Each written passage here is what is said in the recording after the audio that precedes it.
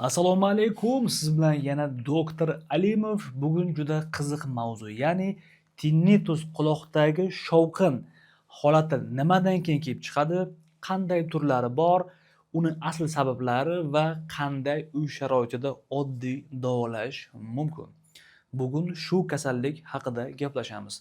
Quloqdagi shovqinni juda ko'pincha 40 yoshdan keyin insonlarda uchratishimiz mumkin. Xo'sh, quloqdagi shovqinni qanday asl sabablari bor? Biz sabablarini ikkita guruhga bo'lib olamiz. Birinchisi bu ichki quloqdagi eshituv nervining periferik qismi bilan yoki kortiv a'zo bilan bog'liq qismi, ikkinchisi miya bilan bog'liq bo'lgan markaziy qismi sabablariga bo'lib olamiz. Xo'p, o'zi quloqda shovqin paydo bo'lishini tushunib olishlik uchun ekranlariga judayam yaqinroq kelib olamiz. Birinchisi bu ichki quloqning ichida ikkita buni vestibular cochlear nerv degan nervning ikkita qismi bor. Birinchisi eshituv qismi, ikkinchisi vestibular, ya'ni muvozanatga javob beruvchi qismi sifatida ko'ramiz. Ikkinchisi cochlear qismida bu eshituv tuklari, ya'ni eshituv tuklari orqali quloqdan tashqaridan supradan kelgan ovozlar tashqaridan ovoz kelib quloq pardasiga, quloq pardasidan o'tib o'sha bolg'acha sandon uzangi suyaklarini tebrantirgandan keyin undan keyin kortiv azon ta'sirlantirib o'sha ovozlar orqali plakchalar, tukchalar ta'sirlanib, bular keyinchalik eshituv nervi orqali markaziy nerv sistemasi miyaga yo'nalib ovozni eshitishni sodir bo'ladi. Endi quloqda shovqin paydo bo'lishida asosiy birinchi qism bu periferik quloqning ichidagi nervlarning zararlanishi tufayli ham quloqda shovqin paydo bo'lish ehtimoli bor. Ikkinchi asosiy guruh sababi bu quloqning yonidagi qon tomirlarda yoki bo'yindan keluvchi magistral qon tomirlarda yoki uyqu arteriyasining magistral qon tomirlarida stenoz torayib qolish bo'lsa, torayishning sabablari bu ateroskleroz yoki aorta qon tomirlari disseksiyasi kabi bir necha holatlardan keyin torayishni hisobiga bu yerda qon oqimining buzilishi natijasida kelib chiqadi. Xo'p, qonni ko'pincha oqqan payti laminar oqim deymiz. Turbadan qon oqqan payti to'g'ri oqim. Bunda ko'pincha shovqin bo'lmaydi. Lekin ateroskleroz bo'lgan joyda qonning oqimligi turbulent oqimdan laminar oqimdan turbulent oqimga o'tgandan keyin bevosita quloqda shovqinlar paydo bo'lish ehtimoli yuqori. Uchinchi asosiy guruh bu qandli diabet. Qandli diabetda aynan eshituv nervining periferik zararlanishi tufayli ham quloqda shovqin paydo bo'lishi mumkin. To'rtinchisi barotraomalar. Ko'p e'tibor beramiz, baland shovqin bor joyda ishlaydigan insonlarda keyinchalik quloqda tinimsiz shovqinlar paydo bo'lishi mumkin. Insonning qulog'i 16 Gzdan 20 ming yoki 2020 ming o'rtasidagi Gzlarni eshitish qobiliyatiga ega. Muntazam baland shovqinda yurgan insonlarda keyinchalik quloqda shovqinlar qolib ketish ehtimoli yuqori. Keyingi sabab bu ayrim dori vositalarini noto'g'ri va palapartish ichish oqibatida ham quloqda shovqinlar paydo bo'lishi mumkin. Misol uchun bunga aspirin tarkibli dorilar muntazam ko'proq, har xil mochigonni siydik haydovchi dorilarni ko'proq va shu bilan birgalikda ayrim antibiotiklarni palapartish qabul qilish natijasida ham quloqda shovqin paydo bo'lib qolishi mumkin. Keyingi sabablar bu bosh miyadagi yoki markaziy nerv sistemasidagi o'sma yoki hajmda jarayonlarda ham boshda qon aylanishi mumkin. Juda ko'p avtorlar hisoblaydi, bo'yindagi osteoxondrozdan keyin ham quloqda shovqin paydo bo'lib qoladi. Bu fikr sal noto'g'riroq. Sabab bo'yinda qon tomirlarining siqilishi natijasida ham shovqin paydo bo'lishi mumkin, lekin osteoxondrozda bunaqa siqilish ehtimoli kam bo'ladi.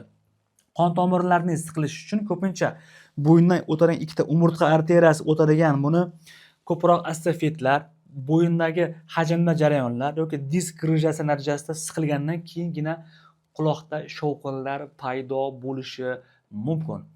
Endi quloqda shovqinlarning faqatgina periferik quloqqa bog'liq bo'lmagan, miya bilan bog'liq bo'lgan sabablari ham bor. Misol uchun, miyada ikkita modda mavjud. Birinchisi GAMK, bu tormozlovchi mediator, ikkinchisi glutamat, qo'zg'atuvchi mediator. Qachonki GAMKdan glutamatning ishi yuqori bo'lib ketadigan bo'lsa, bu holatda ham miyada funksionalniy kuchli shovqinlar paydo bo'lishi mumkin. Endi quloqdagi shovqinni asosiy 4 ta darajasi va asosiy 3 ta bosqichi fanga ma'lum. Birinchi darajasida bu shovqinlar bo'ladi, lekin gapirgan paytda insonning o'ziga eshitilmaydi. Ikkinchi fazasida, ikkinchi bosqichda bu kasallikda gapirgan paytda ham shovqinlarni eshitishi mumkin. Ayniqsa kechqurun uxlaganda kuni bo'yi shovqinlar kam bo'lib, uxlashga yotgan paytda shovqinlarning kuchayib ketishini ko'rishimiz mumkin. Uchinchi bosqichda esa kechqurun yotganda ham, yurganda ham, turganda ham kuchli quloqda shovqinni bemorlar sezishadi. To'rtinchi bosqich esa bu eng og'ir bosqich. Bu shunaqangi kuchli shovqin bo'ladiki, bemorlarning ish faoliyati, hayot faoliyati va uyqusiga ham bevosita o'ta kuchli ta'sir qilishini boshlaydi.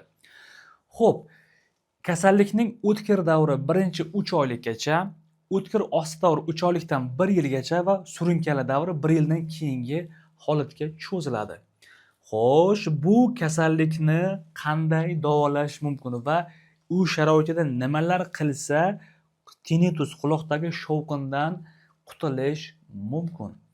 Birinchi eng ko'p oddiy narsa, juda ko'p mutaxassislar bu haqida ta'kidlab o'tgan. Birinchi siz u sharoitda qila oladigan ishingiz bu quloqlarning tozalashning doimiy gigiyenasi.